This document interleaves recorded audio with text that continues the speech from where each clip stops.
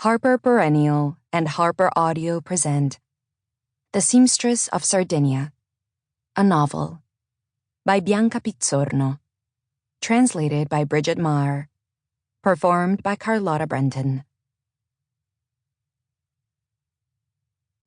In loving memory of Signora Angelina Vallebella, our summer landlady and the only seamstress in Stintino, who had a beautiful treadle sewing machine and worked with the door open onto the piazza, Largo Cala d'Oliva as it's known, and who pierced the village girl's ears with a red-hot needle and a cork. She plaited my hair every morning in her courtyard full of hydrangeas in bloom. And Signora Ermenegilda Gargioni, the most intelligent and creative woman I have ever met, who left our loving hearts behind 2 years ago, and who, even after going blind, continued to use her treadle sewing machine up to the age of 97.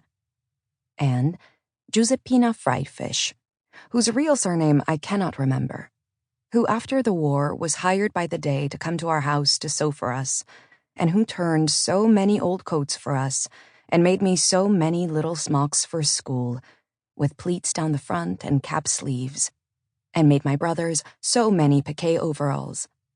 And when I was 5 years old, showed me how to sew my first few stitches and patiently explained the fundamentals of sewing, including the use of a hand crank machine.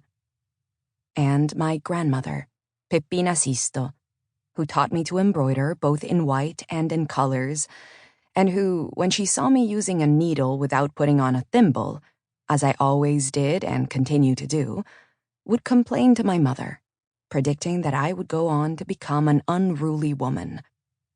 And all the modern-day seamstresses of the Third World, who sew for us the fashionable rags we buy for a few euros in cheap department stores, each working over and over on the same piece cut by somebody else, in an assembly line, for 14 hours straight, wearing nappies so as not to waste time going to the toilet, and who, after receiving a pittance in wages, are burned to death in giant prison factories.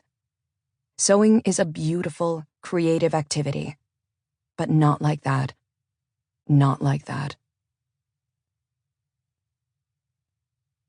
The stories and characters in this book are the fruit of my imagination. However, every episode has its origin in a real-life event that I learned about from stories told by my grandmother, who was of the same generation as the protagonist, from letters and postcards she kept in a suitcase, from newspapers of the time, and from the recollections and anecdotes that make up our family vocabulary. I reordered events, filled in the gaps, invented details, added in surrounding characters, sometimes changed the story's endings. But occurrences of the kind described here did take place once upon a time, even in the best of families, as the old adage goes. The seamstress paid by the day, the sartina, was a frequent presence in bourgeois houses up to the time of my early adolescence. All the more so in the post-war years, when everybody was forced to recycle and reuse clothing and fabrics in new forms.